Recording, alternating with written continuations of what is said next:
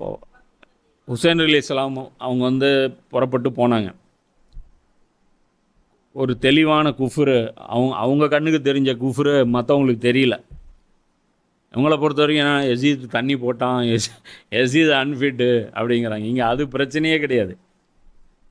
என்ன 42வது அத்தியாயத்துடைய அஷூரா 42 தான் நினைக்கிறேன். அஷூராவுடைய மிக முக்கியமான வசனம் தூக்கி வீசப்பட்டது. அல்லாஹ் சொன்னான், உங்களுடைய காரியங்களை ஆலோசனையின் அடிப்படையில் அமைத்து கொள்ளுங்கள். அந்த ஆலோசனைகள் அடிப்படையில் அமைத்து கொள்ள மாட்டோம்னு சொல்லி பனு உமையாவுடைய தலைவர் யசீதுடைய அப்பா டிக்ளேர் பண்ணி அந்த வசனத்தை தூக்கி போட்டுட்டார். இதுக்கு பேர் தான் தெளிவான வழிகேடு. புரியுதா? இந்த விஷயத்தை வந்து ஹுசைன் அலைஹிஸ்ஸலாம் வந்து அவங்க உணர்றாங்க. இந்த மக்களுக்கு வந்து தெளிவுபடுத்தணும். எல்லாரும் என்ன நினச்சிட்டு இருக்காங்க, தொழுகை விடுவார் ஆட்சியாளர், அப்போ தான் நாம் வந்து ஆட்சியாளர் வந்து செய்கிறது தவறு அப்படின்னு நம்ம சுட்டி காட்டணும். ஆட்சியாளர் வந்து குஃபுரை உங்கள் மீது நபி ஸல்லல்லாஹு அலைஹி வஸல்லம் என்ன சொல்கிறாங்க, தெளிவான குஃபுரை பார்க்கும் வரை அப்படிங்கிறாங்க. இதுக்கு மேலே தெளிவான நிராகரிப்பு என்னத்தை போய் பார்க்குறது? இது கேட்டால் உடனே வேறு ப்ராபகண்டா பண்ணிடுவோம். அப்போ இவர் காஃபிரா? எனக்கு தெரியாது. ஒரு ஆயத்தை தூக்கி வீசுனா என்ன நீ முடிவு பண்ணி, உனக்கு தெரியும். நீங்களாம் முஃப்தி தானே, நீங்கள் ஃபத்வா சொல்லுங்கள்.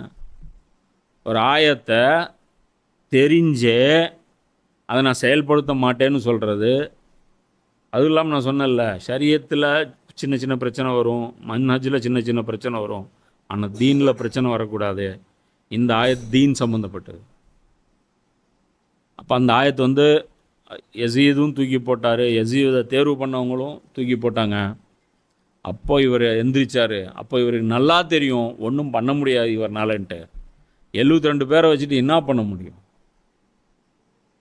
அதனால் ஆயுதம் ஏந்தியெல்லாம் அவர் கிளர்ச்சியெல்லாம் செய்யலை. ஹுசைன் செஞ்சது கிளர்ச்சி இல்லை, சீர்திருத்தம். அவர் கிளம்புனார். நீ வரல, நான் போகிறேன். அவர் கூட யார் போகிறா?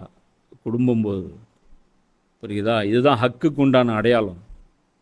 புரியுதா? அவர் எப்படி அந்த ஃபேமிலியை வந்து அவங்க டியூன் பண்ணி வச்சுங்க. சின்ன சின்ன குழந்தைய சொல்லுது, இதுதான் பண்ணி நம்ம போகலாம். 1000 கிலோமீட்டர் ட்ராவல் நடக்குது அந்த பாலைவனத்தில். அப்போ அது அல்லாஹ் சொல்கிறான், இது புரிஞ்சுக்கிங்க. புரியுதா? மற்றவங்களுடைய